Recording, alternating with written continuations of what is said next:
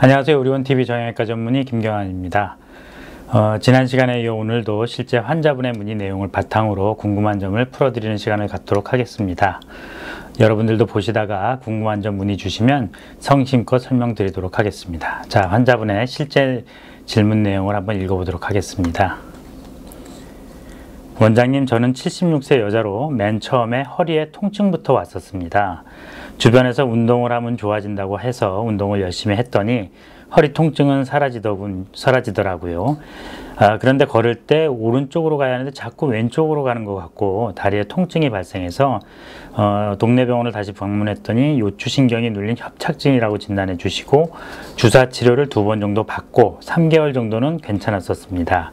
하지만 이후에 다시 같은 통증이 있어서 척추 전문 신경외과를 방문하여 같은 협착증 진단을 받고 요추신경 시술을 받았지만 처음엔 좀 나아지는가 싶더니 다시 왼쪽 다리가 엄지발가락부터 발바닥까지 감각이 둔해지고 무릎도 왼쪽이 안 좋고 팔을 좀 많이 쓰면 어떻게 할 수 없을 정도로 시리고 아픈데 무거운 걸 전혀 들 수 없는 상태입니다.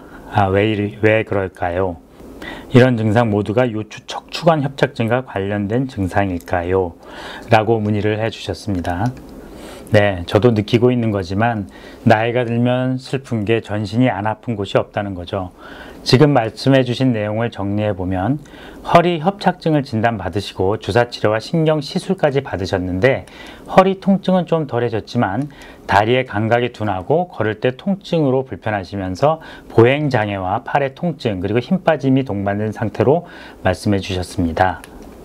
허리 협착증의 경우 대표적인 증상은 보행시 하지 통증, 즉 파행이라고 불리는 신경성 통증 증상과 허리를 펴고 걷기 어려운 증상입니다. 따라서 환자분이 처음에 느끼신 증상은 허리 협착증의 증상에 부합한다고 할 수 있겠는데요. 하지만 최근 느끼시는 증상들은 협착증 증세와는 좀 다르다고 할 수 있겠습니다.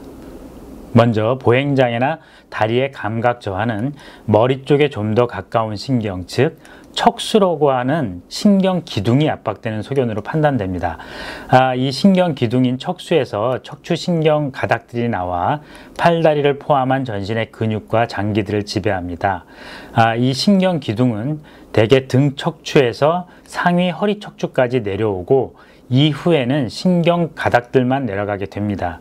따라서 보행장애나 다리 감각 저하는 등 척추 위쪽 어느 척수가 압박되어도 나타날 수 있으며 환자분의 경우 팔의 기능장애도 호소하고 계셔서 경추 부위 척수의 병변도 의심해 봐야 합니다.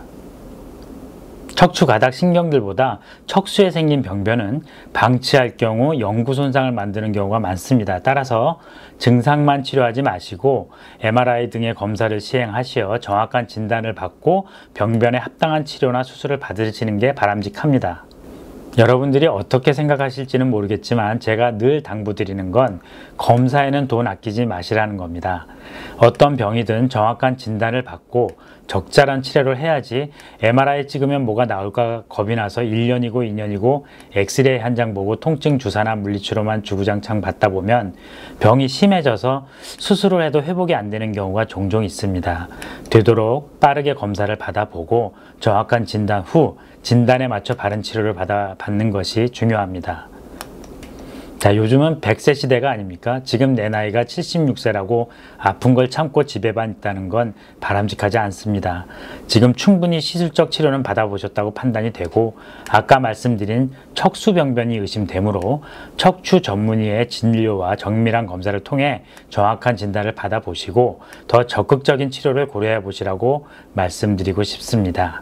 자, 오늘 상담은 여기까지입니다. 어떻게 도움이 되셨을까 모르겠네요. 감사합니다. 늘 건강하세요.